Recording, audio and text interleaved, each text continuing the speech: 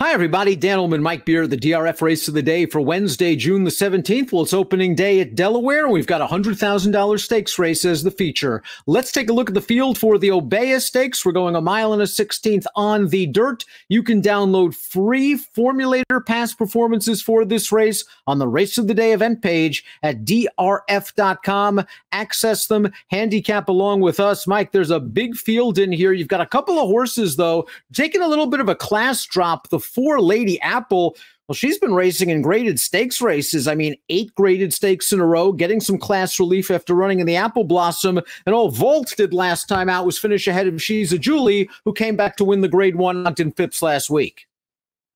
Yeah, true enough. I mean, they really are getting class relief here. They're both really nice fillies as well. So, we'll see what happens. I sort of suspect they're going to be, quite a bit shorter than the morning line thinks they're going to be, but they're also the 2 horses to beat in here. And they're the 2 horses that might benefit the most if this Timeform US pace projector rings true. You see a red bar. It's a fast-paced situation. Several horses out there expected to make the lead. We know that Motion Emotion, the 11, is quick on her best day. Fashion Faux Pas, who really likes Delaware Park, has some big early speed as well. The 5 Gotham Gal, I'm not sure if she's going to be as quick out there as Timeform US has her, but Bronx Beauty stretching out from the rail. She's got to go, right? I mean, I can't imagine that she's not part of this pace, Dan, stretching out for the very first time here with speed. I don't know. I gotta believe she's part of the pace in this race. I actually thought that she was a little interesting when I first started looking at it. But when you start going through the PP, she's on the rail. There's plenty of speed to her outside. Let's talk a little bit about Bronx Beauty. She has won 7 stakes races in her career, almost $500,000. And her career best Beyer speed figure came sprinting at Delaware in last year's Dashing Beauty. Now, the problem is she has come nowhere close to that Beyer speed figure in her subsequent efforts. And you have to wonder if at the age of 5, stretching her out is just a way to try to wake her up a little bit. I wonder about that too. It's a little, her most recent 3 starts are not very good, and they, really bumped her up in class for those races 2 and 3 back then, and she just wasn't any match for those horses, albeit in races that had fast paces, which worked against her. Stretching out, I think she's a little dangerous, but I don't really like her that much in here. In from Maryland for trainer Ferris Allen is the 2 Wicked Awesome, a horse that's won her last 2 starts, including this performance back on March the 6th. This is going a 1-turn mile at Laurel. And we see Wicked Awesome down towards the inside here. She's really going to stride away from this group at the end. She wins very easily. A career best Beyer speed figure of only 81, however. She is going to have to improve as she steps up into the stakes ranks for the first time. I mean, yeah, she's just facing a much tougher field here. I like the fact that her last 2 races are both pretty good, both wins. She has a faster race. If you go back to that sloppy track effort at Penn National last October, part of me just felt like at the price she's going to be, I wanted to find reasons to like her. I think her recent form is a reason to like her. It's just a really tough spot for her. First start of the year for the 3 Trolley Ride, who was last seen earning a stakes placing at Laurel in the 38 Go-Go Stakes. She was no match for Vault that day, but she didn't exactly have the cleanest trip in the world like Wicked Awesome. Her career best Beyer is an 81. Wicked Awesome at least has some recency. So Trolley Ride not only has to improve, she has to improve in her first start in about a 7-month layoff. Yeah, I just thought this race was going to be too tough for her in her first start of the year. Lady Apple is up next, and Lady Apple is a multiple graded stakes winner. She has won 4 graded stakes in her career. As I mentioned, she is dropping out of the graded stakes ranks for the first time in her last 8 starts. She was in tough last time out in the Grade 1 Apple Blossom, a race that's already produced 4 horses to come back and hit the board with Beyers between 91 and 94. She broke from post 13. I don't really think she lost that much ground. She was just outrun early through a very fast pace, and she picked up some tired horses late. I think this class relief really works to her advantage. It really does. I mean, her last 2 races, I would argue, are just, against horses that are too good for her. She's pretty good, Dan. We've talked about her plenty on these shows that we do. I'm not, her biggest fan, but she is pretty good. I love her tactical speed. She always seems like she's getting good trips in her races. There's just a lot to like about her. Gotham Gal is the number 5. Now, she won this race last year when it was contested at 1.125 miles, and I wonder if she's slightly better at slightly longer. I know she has won at 1 mile. She has won at 6 on a couple of occasions. Last time out, she was in tough in the Grade 3 Turn Back the Alarm, a race that produced 2 next out winners, and the winner, Golden Award, came back to run second in the Grade 3 Royal Delta with a 91 buyer. On her best day, she fits with these horses. It'll be interesting to see if Arnaud Delacour has her ready off the layoff. Yeah, I liked the way that she was heading when we last saw her, going through the summer and then into the fall of 2019. I really felt like she was improving with every race. Obviously, when they stepped her up last time, it didn't really work out. I didn't want to be too hard on her for that race, Dan.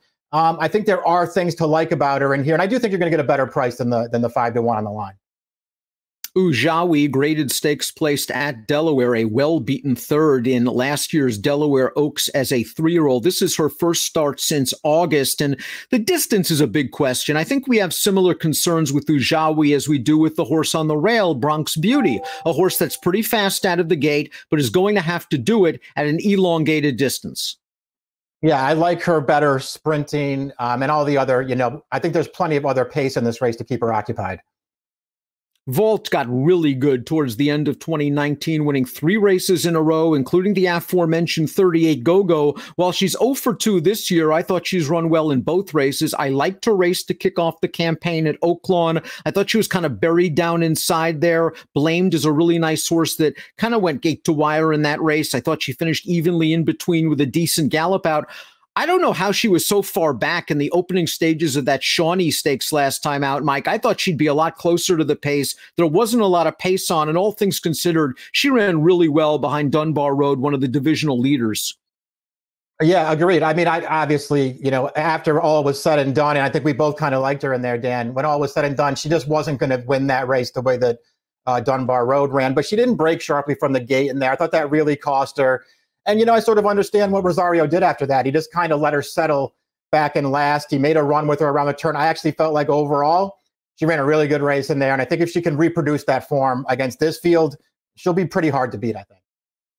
Fashion Faux Pas really has one fast race on her page, but perhaps it's notable. It came at Delaware Park, where she popped a 97 buyer speed figure in the lighthearted stakes, sitting up close to the pace. She backed that race up with a runner-up, albeit a well-beaten runner-up effort in the Delaware Oaks. Since then, things haven't gone too well for Fashion Faux Pas, although 2 of those losses have excuses, wet track excuses, and last time out, she was on in a pace duel in a race that featured Monomoy Girls' return. So Fashion Faux Pas, maybe a little bit of a sleeper here.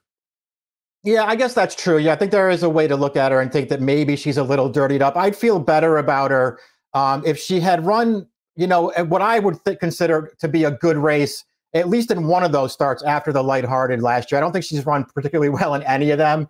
And again, she's got other speed to deal with in this race. A Fleet Destiny was a grade 2 stakes-placed runner as a 2-year-old. She has only won once since. That was 2 starts back at Parks when they finally got her into a nice non-winners of one other than optional. No match for next out winners Bolera and Arafana, the latter coming back to win the Nellie Morse with a 91 buyer in the grade 3 Cumley. Again, a little bit light on buyers, and I'm just not sure if there's a ton of upside potential, as this will be her 19th lifetime start. Agreed. I mean, listen, she benefits, I think, as much as anybody in here if the pace is indeed fast. I just don't know if she's good enough to take advantage of it. Lucky Move is up next. Stakes placed in the ladies handicap, 3 starts back. That race was over a wet track, and she's done well over wet tracks in the past. She hasn't gotten back to that buyer speed figure in her last 2, but I think getting back around 2 turns in a race with pace will help her out. Yeah, she's a New York bred who really wants distance. I agree with you there. I think she wants to go longer. Another horse who a fast pace would really benefit her. Again, I don't know if she's good enough to beat the 2 favorites in here, but I can see her getting a piece of this.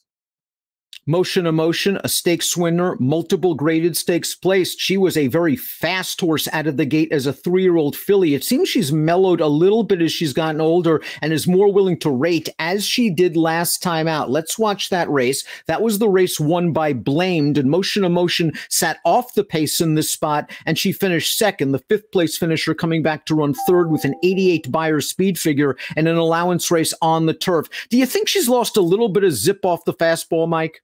Yeah, I just don't think that she's gotten any better from early in her 3-year-old campaign, Dan. And listen, maybe it is just a matter of them deciding to rate her. It almost feels to me like she doesn't have that speed anymore that she used to have. That bothers me. She didn't run poorly last time, but I'm not a blamed fan. I don't know. I'm just kind of done with motion and motion. I know she's a contender in here. I'm just kind of done with her.